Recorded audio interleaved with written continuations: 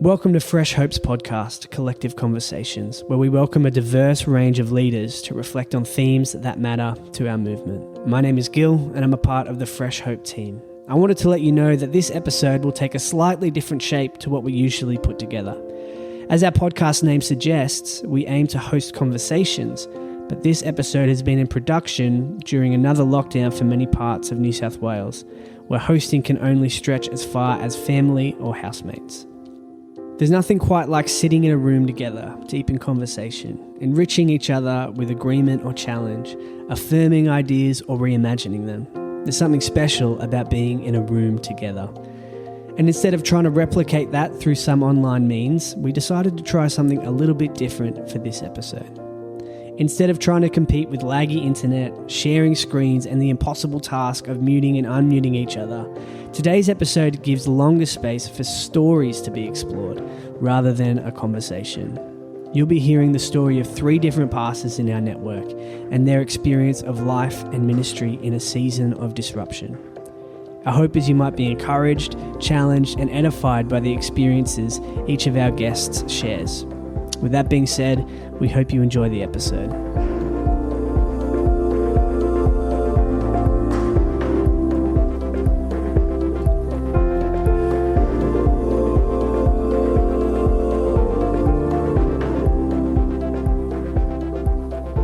Our first story comes from Stephen Cathcart from Southern Church in the Illawarra region. Stephen is right on the border of lockdown and has felt its effects both in personal and ministry contexts.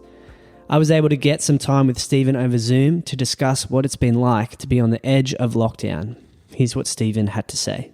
Yeah, great, Steve. Mate, you've been affected by COVID in a pretty unique way in that you are part of an area that has been called into living in lockdown, but you're sort of right on the periphery of that. That's right? That's right.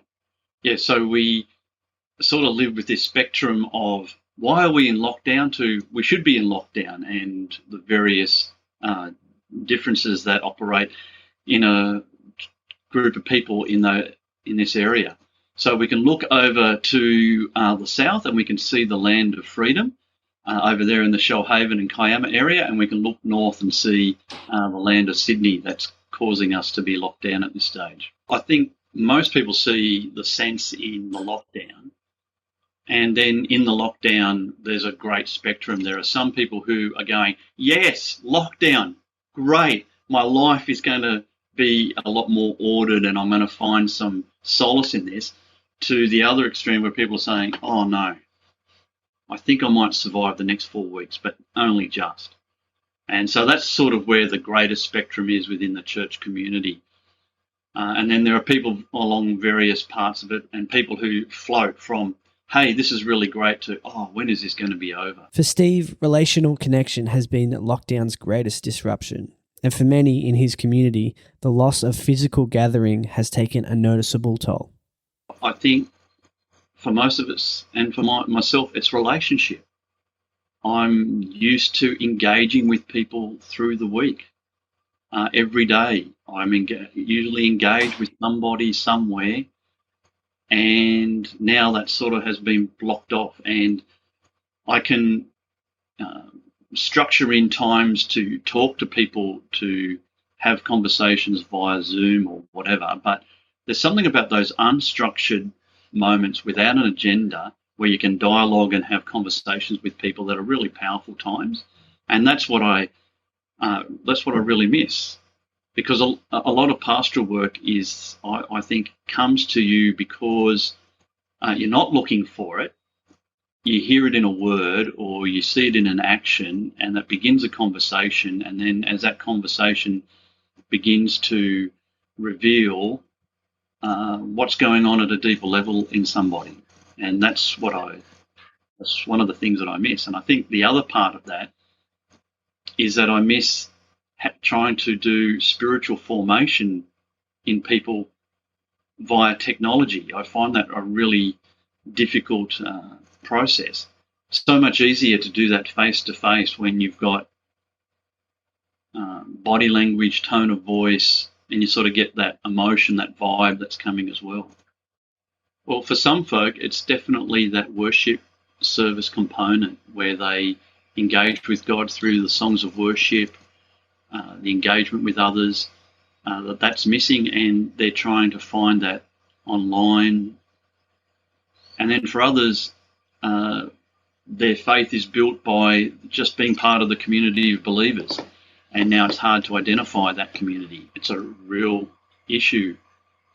I faced it in myself in the first lockdown. I'm a couple of decades older than you, Gil, and technology hasn't been my thing. So I had a steep learning curve last March and April trying to catch up into all this technology.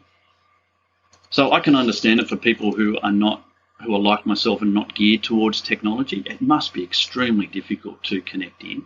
Other people are just jaded by the technology. If they're working from home and then to have to log on to church, it's just a bit of just a sense of jadedness there. So I think it happens to all age groups, and it's just a difficulty to have to overcome. Aside from the tension of pivoting to online ministry, there's been some deeper work happening during this season for Steve. He doesn't have all the answers yet, but is open to what is next under the lordship of Jesus. I think one of the things I've been learning is that adversity is a tool of God to refine me, and that I'm to look at lockdown as the tool of God's refining. What is God redesigning within me? What is God forging within me for the assignment that God has for me after lockdown? And so I was trying to see adversity as this refining tool. Obviously the New Testament Christians, they were under incredible pressure of persecution. Well, we haven't faced that, but we face now the pressure of lockdown and the adversity that may bring to us, whether it's loss of work, loss of social contact, whatever that loss may be, that God is actually using that loss, that adversity, to form something within us as individuals, but also as a church. What is that work that God is forging? What is that work that he's trying to draw out of us? And so I would hope that we will be refined individually, but also refined as a people of God for what God has for us here in Albion Park, that we would have a greater strength, a greater tenacity, and a greater desperation to follow the Lord Jesus, not just through lockdown, but after lockdown. Living in uncertainty, that we will make this transition, have this internalized process where the uncertainty of life leads to a certainty in Christ, and that nothing would be able to shake us after this. And I think that whole area of uncertainty, that because of the way that we've had to do church, are doing church, and will have to do church when we finish lockdown, creates so many questions about what is church, what are we doing when we gather together, that in that space, I don't think I've really got a clear vision of what that will look like in the coming year, other than that we need to get together and celebrate as a people of God. And then I think for my own life, I'm trying to live in uncertainty and say, okay, Lord, if this is what uncertainty feels like, I've got to surrender to you. That, Lord, nothing is impossible to you, but I have to surrender to you. And I think this is what the lesson of adversity of lockdown has been teaching me, is that it's a call to surrender. I actually don't hold the reins for the future. The Lord holds the reins for the future. And I think so often as a pastor, people have put me, and I have accepted it, that I am the one who propels the vision, who has the vision and propels it. And maybe I've stepped in where Jesus actually wanted to lead. And so trying to dial back and say, okay, well, Lord, I surrender. What is it that you want to do? And at this stage, he's not making it very obvious.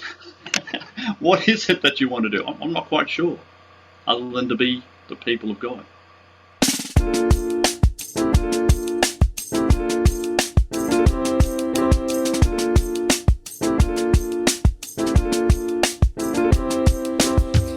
The next story we are hearing is Charlie Burks. Charlie and his wife Jess are in the middle of planting a new faith community in Blacktown. For some, obedience in this season has been to pause and refine what's always been.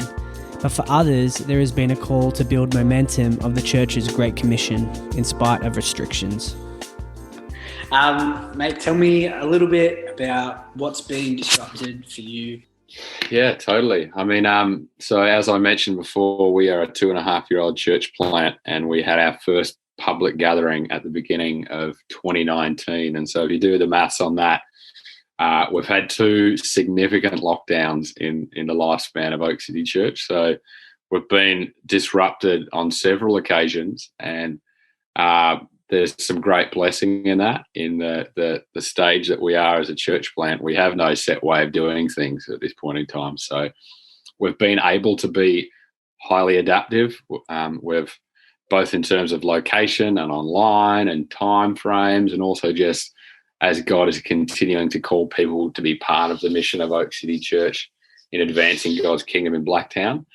But this time round, if we're talking about July 2021, I really sensed as a personal conviction at the start of this lockdown in my spirit, maybe it's a learning for other people as well, that God was almost giving us a second chance to do lockdown better. And I know that sounds like an interesting thing to say, but I think we were able to retrospectively look back upon lockdown 1.0 in March, April of 2020.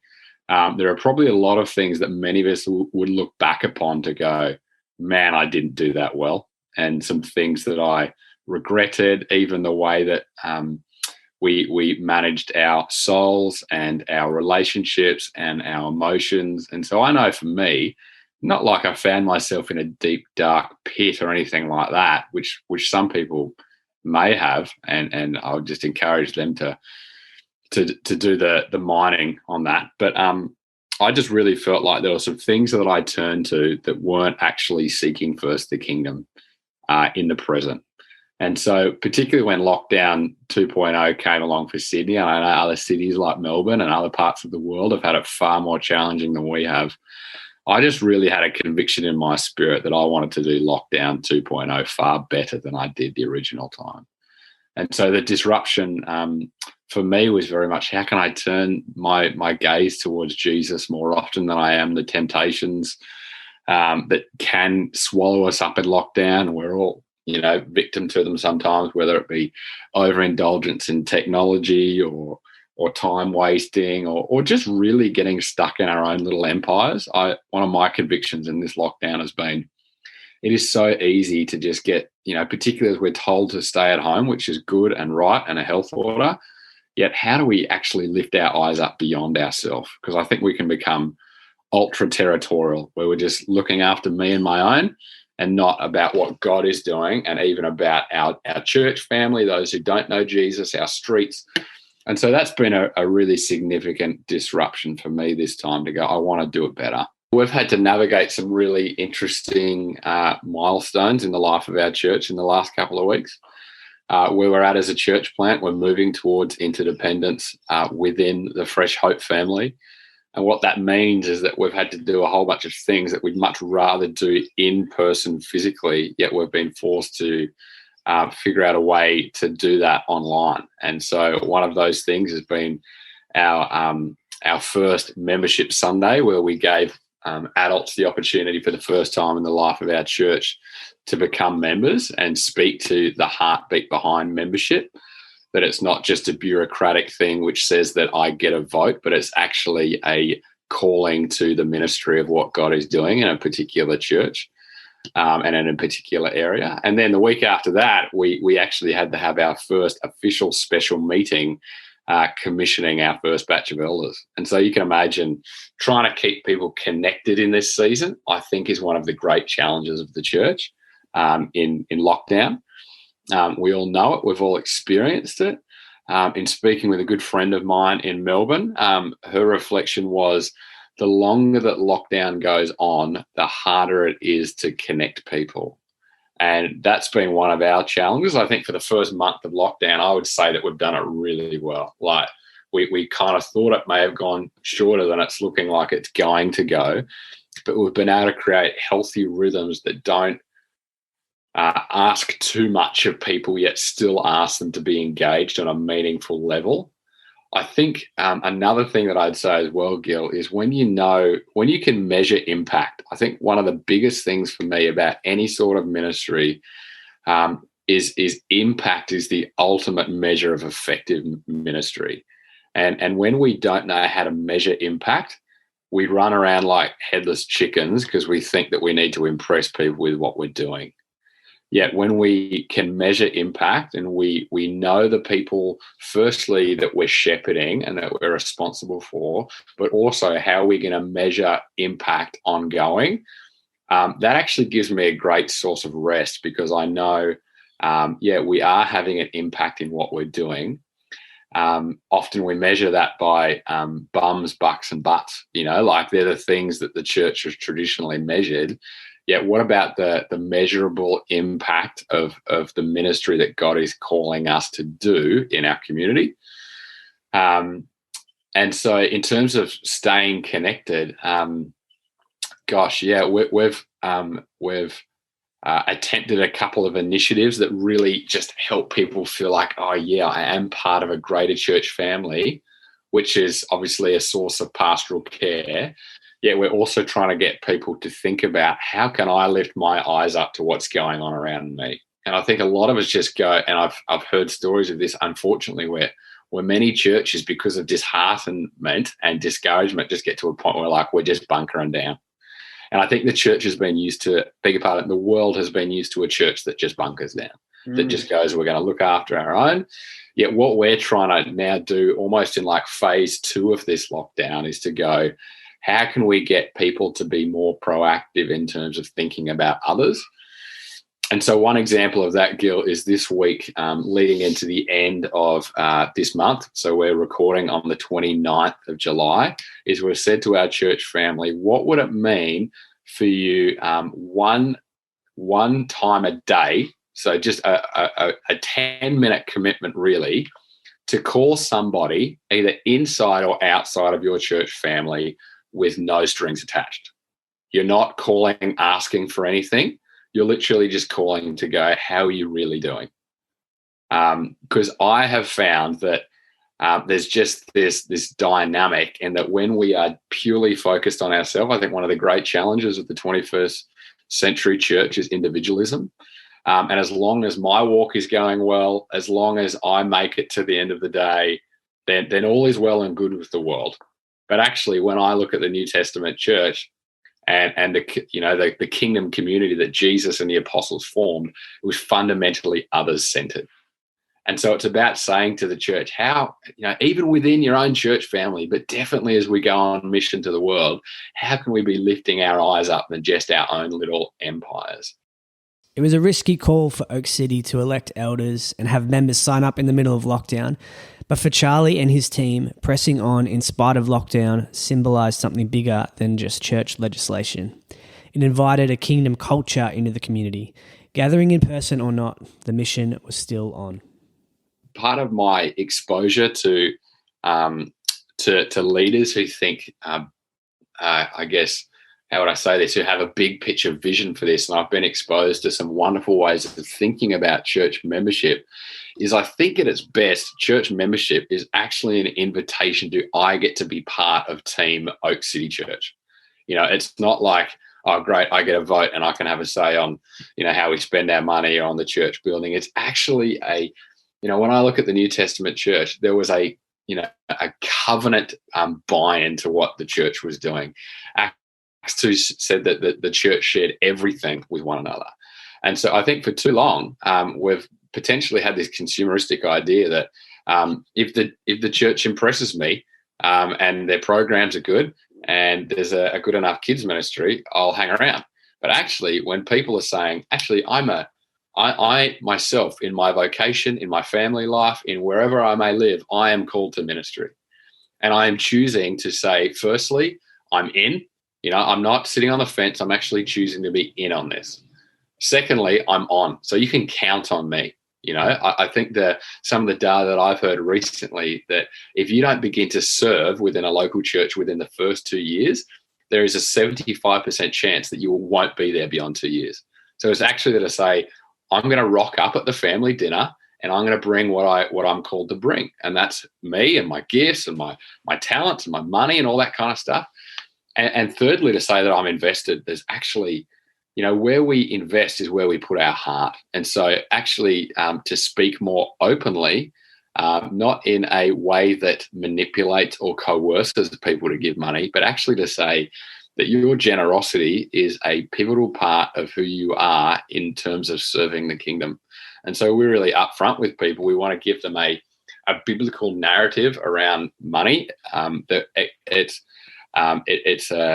spoken about often within the scriptures, both as an idol as well as a great source to do good. And so as a church, we just want to be upfront with our people to say we want to lavishly be generous to the city of Blacktown. We want to see money in a way that actually can bring about great restoration, not just to our own lives, but to the city's life. And I think there's nothing more compelling about a church that is generous and joyful. And so we're just wanting to say to our people, here's our vision. We want to love on the city of Blacktown. We want to plant more churches. We want to put out hairy, audacious goals. And that's going to require people to say, I'm in, I'm on, and I'm invested. Yes, I think it's fair to say in that as well, Gil. One of our huge convictions in our first 3 years of planting a church is the magnitude of intercession and prayer that is required in effective kingdom ministry. I think one of the great things that I was challenged by as we pondered the idea of planting is that churches tend to grow most and see the most amount of fruit in their first 7 years of existence. The reason being is because those are those years where we are so dependent upon God, where we don't have a certain way of doing things, yet usually by about year 7, churches have developed a way of doing things that I think hamstrings the work of God in our communities. Because in this first couple of years of planting a church, and that's why I say we want to plant more churches in the future, nothing builds more faith or reliance upon God than taking risks. And so for us, we've gone, there's been moments where I felt like it's almost like we've been hitting up against something that is clearly spiritual. And God has granted more authority to Jess and I and the team that serves at Oak City because of our pushing into prayer. I've noticed there'd be times where I just feel like, God, we're not getting anywhere here. Yet it's a greater call to prayer. It's not just a greater call to doing more programs or more Bible studies. There's that incredible passage, I can't remember exactly where it is in the Gospels, where Jesus' disciples come to him and said, hey, you told us we could cast out demons. You told us we could do all these things. And Jesus, in demonstrating the kingdom, showed them how to do it. But then he also said to them, there is a type that will only come out by prayer and fasting. I firmly believe that in this season, as I've heard Daz, Farrell, and others talk about, God is calling his church back to radical obedience to him. And if we think we just can keep doing it our own way, doing the things that we think that have always, may have worked in the past, it's a pretty corny saying, but if the horse is dead, it's time to get off the horse. Stop whipping a dead horse. And instead, be pushing into the things of the Lord and asking God, how can we boldly advance your kingdom in ways that maybe we haven't given a go before? A key cultural piece for Oak City has been mobilising everyone to be on mission, and lockdown has helped this become a more deeply embedded value for everyone in the community. Discipleship has been the name of the game, shifting from a task that elders or pastors take on and into a church-wide activity. And so we've been really intentional about saying that everyone gets to play at Oak City Church. That's a John Wimberism. He always used to say it about the gifts of the Spirit. And I think it then has really significant implications then for our vision of flourishing. One of the great gifts to our church has been around this idea of we want to build a discipling culture. And so that means that's not, as we see in Ephesians 4, that's not just the pastor's job.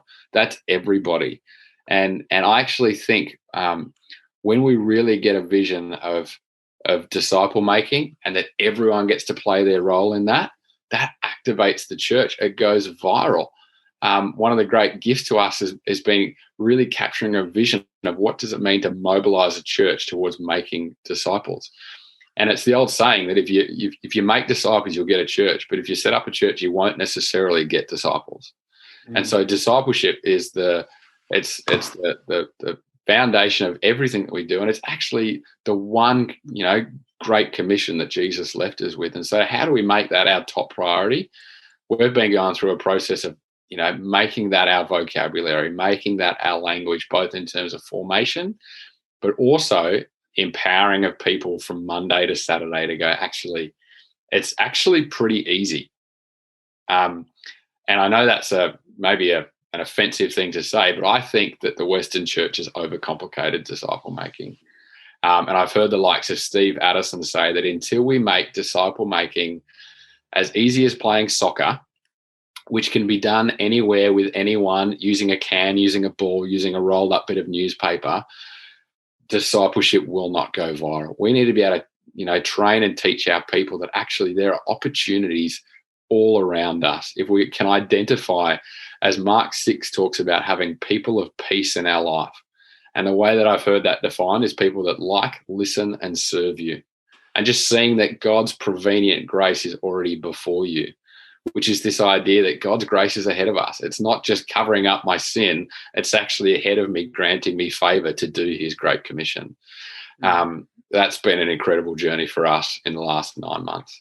And I would give a bit of a shout out here to an initiative called Building a Discipleship Culture, which is led by Dale and Edie Stevenson out of Crossway Baptist Church in Melbourne.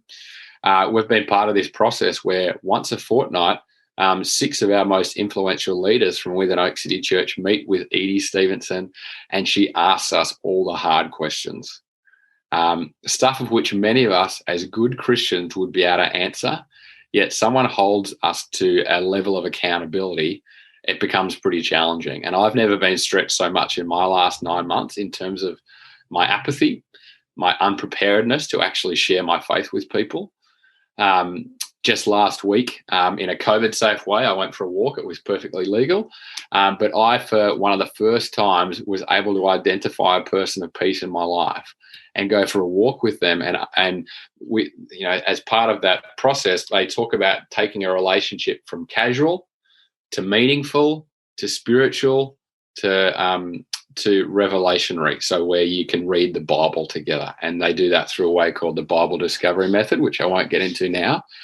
But I was able to see for one of the first times, oh my goodness, this person who I play footy with at the local footy club, he's my person of peace. I can see that he likes me. He listens to me. He shows an interest in my life. He wanted to catch up with our kids and all that kind of stuff. And I was able to go around that square to go from casual to meaningful to spiritual, to talk about what's his faith background. How on earth did I get into this thing called Christian ministry? And I had my Bible there ready to read the Bible with him for the first time. And it was one of the most exhilarating things that I've ever done. And I've been a Christian for 15 years. And I think that one of the questions that we need to ask ourselves as disciples is, when did I last have that kind of opportunity? Because I think we can get pretty bunkered down in what is Sunday going to look like, rather than how can I mobilize the saints for mission from Monday to Saturday.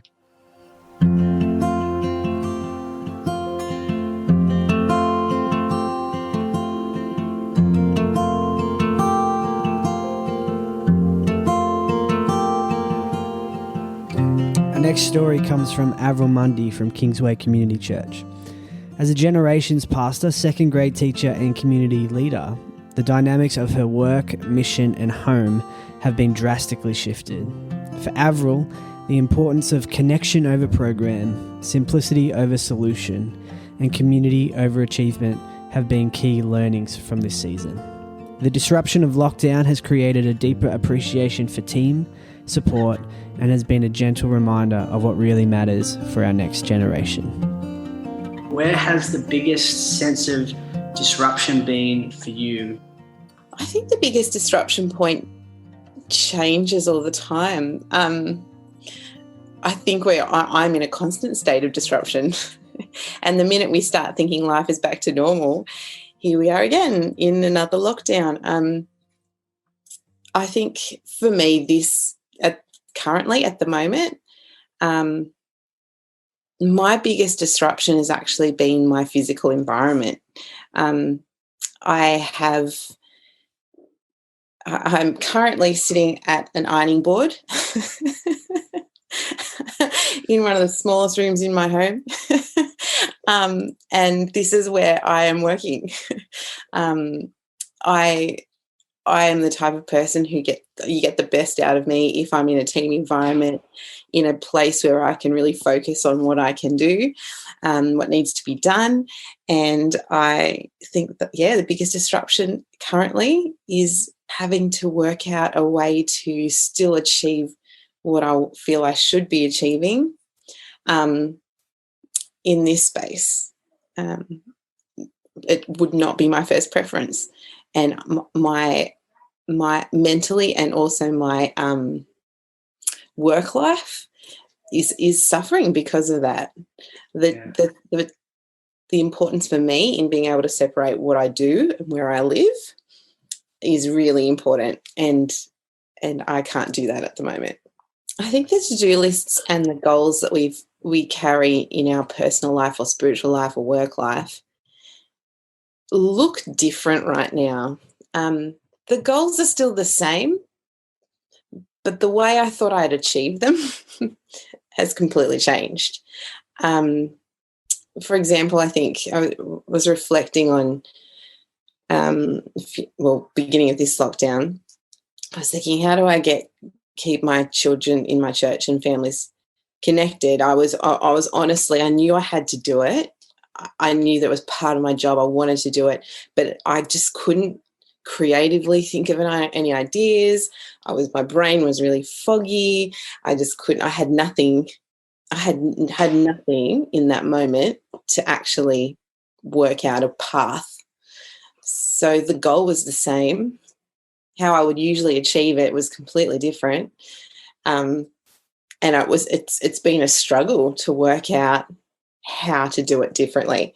And being okay with it has been really freeing, I think, for me to go, okay, I know that I want to keep people connected. That's the goal. How I would achieve it normally would be to run programs or events or, provide some form of resource, in-person resource for our families. Can't do that. So how can I achieve it in a different way? But it's been difficult. And I found myself, I've got a great team around me. So the first thing I did was to call one of them and say, today is a really tough day. I've got nothing. I know I need to do this. This is where we need to go. I cannot get past it. Can we just chat for a second? And it's because she was coming at it from a fresher space, I suppose. She was focused on her own life and her own things. It's funny how you've always got a bit more capacity to think creatively for other people rather than kind of bogged down with your own stuff, And she just started firing. And as I was listening to her, I was going, okay, all right, yep, all right, yep, yep. And a pathway to achieving that goal was completely different, but I was able to see it because I was able to include others in the process, which normally I would come in and go, okay, this is where I think we should go. This is how I think we should get there. Let's talk about it. Achievement is different. And I've discovered that I need, it's okay to ask people. It's okay to lean on others. It's okay to depend on others to help me achieve the things I need to, because I can't do it on my own right now. From the physically, I'm here in this space, but also I don't have the same energy. I don't have the same mental capacity. I don't have the same emotionally full tank to fire on because life's hard.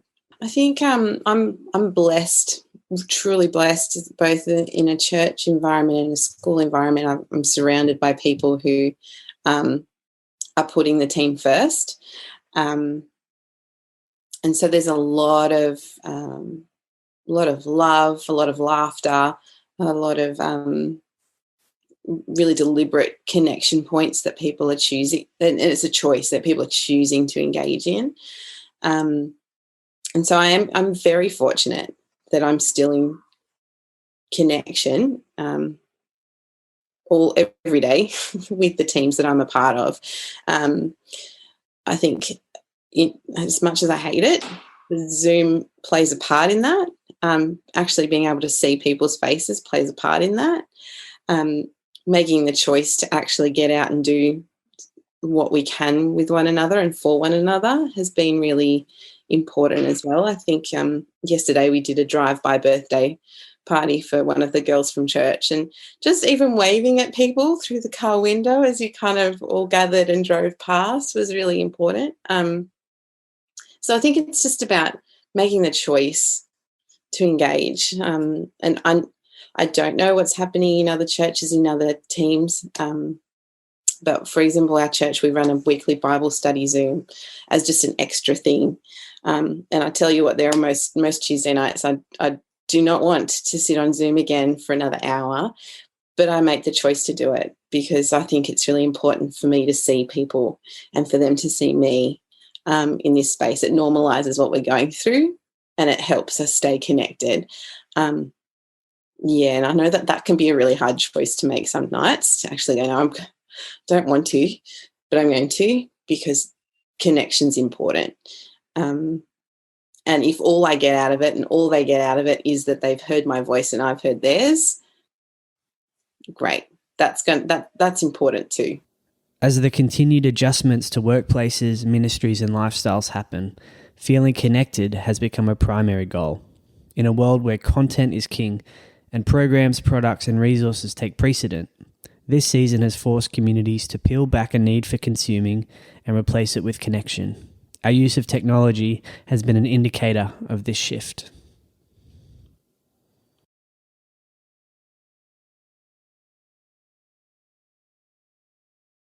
This lockdown compared to the last one, technology in the circles I'm in has changed too, because last time it was very much, let's produce a resource for you to watch whenever you feel like it, and then we'll move on.